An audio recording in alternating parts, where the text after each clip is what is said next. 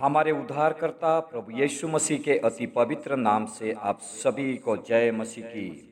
एक और नए संदेश के साथ में प्रभु के दास पास्टर सुरेश रंधारी आप सभी प्रभु के लोगों को उत्साहित करना चाहता हूं। अब आप कहाँ हैं, इस विषय पर आज आप सभी का ध्यान को केंद्रित करना चाहता हूं। परमेश्वर का वचन एफिसियों की पत्री 5:8 में ऐसा लिखा गया है, क्योंकि तुम तो पहले अंधकार थे परंतु अब प्रभु में ज्योति हो, सो ज्योति की संतान की नाई चलो। प्रिय प्रभु के लोगों, आज मैं अंत के दिनों की मसीही कलीसियाओं को, जवानों को, प्रभु के तमाम दास और दासियों को परमेश्वर के वचन से कहना चाहता हूं कि हम अतीत में कहाँ थे, कैसे थे, वो कोई महत्व नहीं है, परंतु अब वर्तमान हम कहाँ हैं और कैसे हैं, वो सबसे बड़ी और महत्वपूर्ण बातें हैं। परमेश्वर का वचन हमसे कहता है, तुम तो पहले अंधकार थे, हम पहले पापी थे, गुनहगार थे, पाप और सब प्रकार की बुराई से हमारा जीवन फंसा हुआ था। परंतु परमेश्वर का वचन आगे कहता है कि परंतु आओ प्रभु में तुम ज्योति हो, सो ज्योति की संतान की नाई चलो। आओ वर्तमान में आज आपका और मेरा जीवन कहाँ है और कैसा है, इस बात को आज हमें ध्यान देने की जरूरत है। परमेश्वर के वचन बाइबल में 3 प्रकार के ऐसे व्यक्तियों के बारे में लिखा गया है जो पहले वे कोढ़ी थे परंतु बाद में वे कोढ़ से मुक्त हो गए, ठीक हो गए। पहला व्यक्ति का नाम नामान है। दूसरा राजा 5 अध्याय 1 से लेकर के 14 में इसके बारे में लिखा गया है।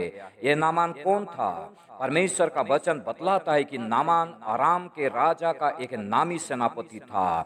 वो राजा के नजर में बड़ा और प्रतिष्ठित पुरुष था। नामान के कारण कई बार बड़ी बड़ी युद्ध जीता गया था। नामान एक शूरवीर था। इतने सारे खूबी होने के बावजूद भी नामान कोढ़ी था। जब वो परमेश्वर के दास एलिशा के पास गया और आज्ञा माना, वो कोढ़ से बिल्कुल शुद्ध हो गया, ठीक हो गया। दूसरा व्यक्ति मत्ती का सुसमाचार 8 अध्याय 1 से लेकर के 4 में लिखा गया है। इस व्यक्ति का नाम लिखा नहीं, परंतु इसके बारे में बाइबल में ऐसा लिखा गया है कि एक कोढ़ी ने यीशु के पास आकर के प्रणाम किया और कहा, हे प्रभु, यदि तू चाहे तो मुझे शुद्ध कर सकता है। और प्रभु यीशु मसीह ने तुरंत अपना हाथ बढ़ाकर उसे छुआ और कहा, मैं चाहता हूं कि तू शुद्ध हो जा। और वो तुरंत कोढ़ से शुद्ध हो जाता है, ठीक हो जाता है।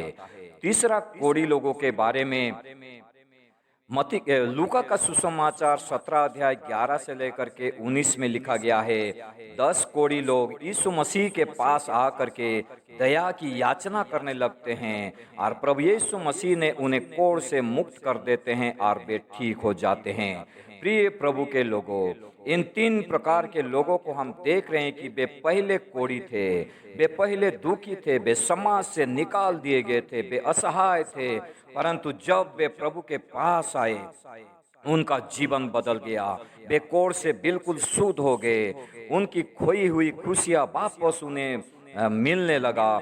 लेकिन परमेश्वर का वचन 3 और ऐसे व्यक्तियों के बारे में बताता है जो पहले वे ठीक थे परंतु बाद में वे तीनों के तीनों कोढ़ी बन गए। ये हमारे लिए जो अंत के दिनों में पाप से उद्धार पाए हैं, हमारे लिए एक चेतावनी है।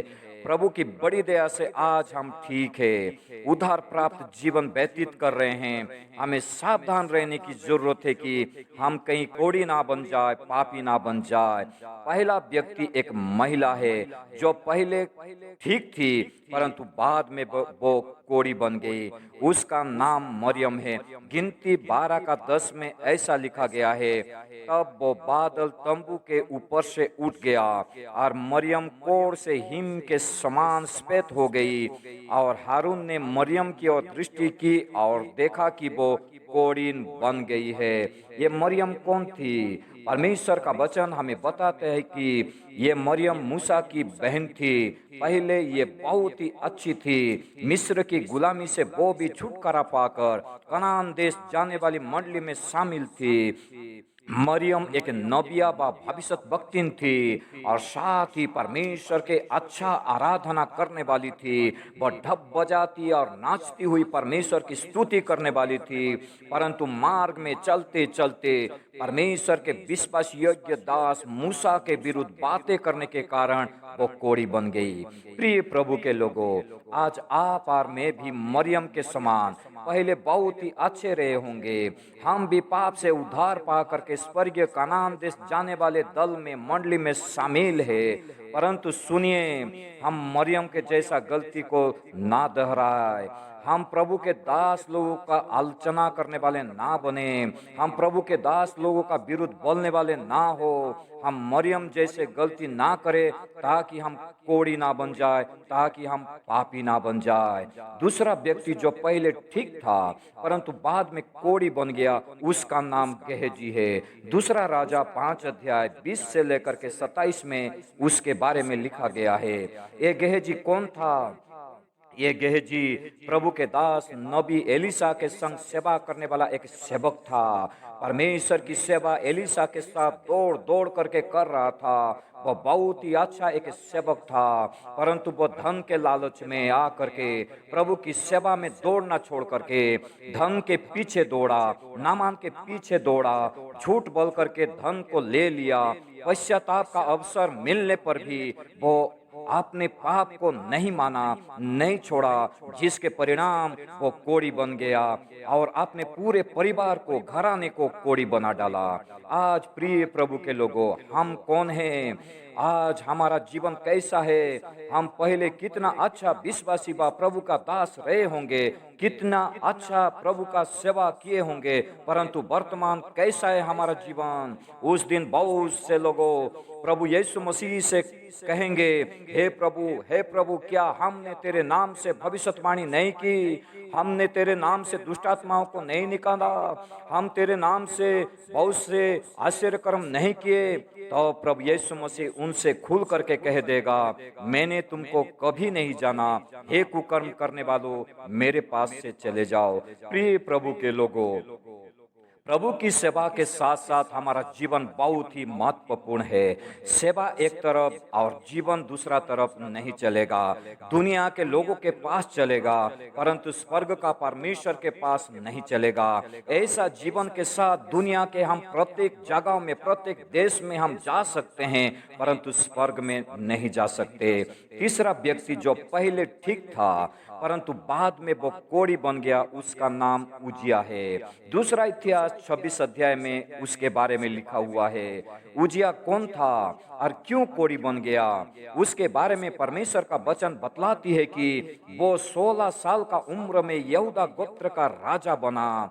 वह शुरुआत में बहुत ही अच्छा राजा था, परमेश्वर के नजर में सही काम करने वाला एक राजा था। वो परमेश्वर की खोज करने वाला, प्रार्थना करने वाला राजा था। इस कारण परमेश्वर उसको अद्भुत रीति से सहायता किया, उसको उठाया, उसको बहुत उन्नत किया। परंतु जब वो ज्यादा सामर्थ्य हो गया, वो घमंडी बन करके बिगड़ गया और अपने परमेश्वर का विश्वासघात काम किया। याजक लोगों के काम को वो खुद करने को गया जो बिल्कुल ही अनुचित था। इस कारण उसे तुरंत माथे पर कोड़ लग गया और वो कोड़ी बन गया। वो अपने राजमहल से और प्रभु के भवन से हमेशा हमेशा के लिए अलग किया गया। जंगल में एक घर में रह करके वहीं मर गया। प्रिय प्रभु के लोगों, आज हम कौन हैं? आज हम परमेश्वर का आशीष पाया हुआ लोग हैं। आज अंत के दिनों में प्रभु हमें हर बातों में उठा रहा है, उन्नत कर रहा है। पहले से आज हम सबों का जीवन स्तर कितना अच्छा है। दाऊद अपने भजन 30 का 11 में कहता है, तूने मेरे विलाप को नित्य में बदल डाला, तूने मेरा टाट उतरवा करके मेरी कमर में आनंद का पटुका बांधा है। वास्तव में परमेश्वर आज हमें कितना प्रेम करते हैं। हमारा रोने का, हमारे आंसू का जीवन को वो नाचने का जीवन में, आनंद मनाने का जीवन में बदल दिया है। प्रभु की नाम की स्तुति हो। जब प्रभु हमको उठाया, प्रभु हमें उन्नत किया, हम उजिया राजा जैसा घमंडी ना बने। प्रभु की बड़ी बड़ी आशीष पा करके हम बिगड़ ना जाए, हम अपने परमेश्वर का विश्वासघाती ना बन जाए। जो काम करने के लिए परमेश्वर हमको ठहराया है वही काम हमको करना है, अनुचित काम हमको नहीं करना है। जो काम नहीं करना वो काम हम ना करें। ऐसा ना हो कि हम उद्धार पाया हुआ जीवन को खो करके हम पापी बन जाए। परमेश्वर पिता इसीलिए हमको अधिक आशीष देता है कि हम अधिक अच्छे बन जाए। आज बहुत सारे मसीही भाई बहने आशीष पा करके, उन्नति पा करके बिगड़ते जा रहे हैं। ये बड़ी दुख की बात है। प्रिय प्रभु के लोगों, आज हमारा जीवन कैसा है? जो पहले ठीक थे परंतु बाद में वे कोढ़ी बन गए थे।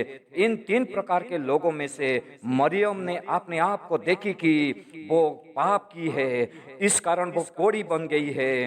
वह परमेश्वर के दास के पास जा करके अपने गुनाह को मान ली और प्रभु के दास मूसा ने उसके लिए प्रार्थना किया और मरियम को कोढ़ से परमेश्वर ने शुद्ध कर दिया। पूरी रीति से वो ठीक हो गई और कानान देश जाने वाली मंडली में फिर से वो शामिल होकर के आगे बढ़ने लगी।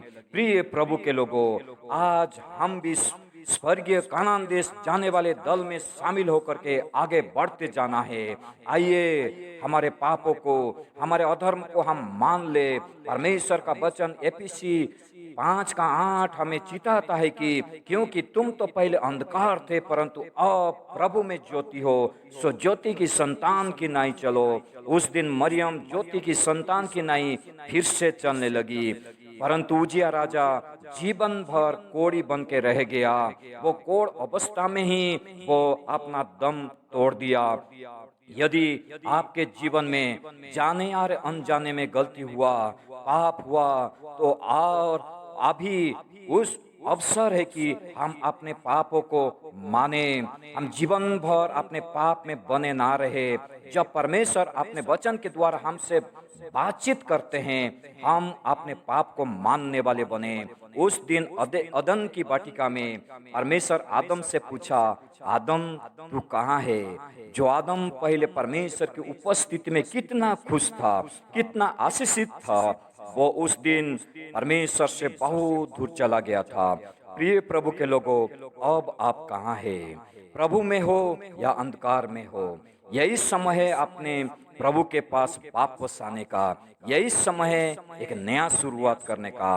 आज के वचन के द्वारा प्रभु हम सब की सहायता करे कि हम प्रभु के वचन के द्वारा अंत के दिनों में हम लोग जागरूक हो जाए। प्रभु आज के वचन के द्वारा प्रभु हम सबों को बहुत बहुत आशीष देवे।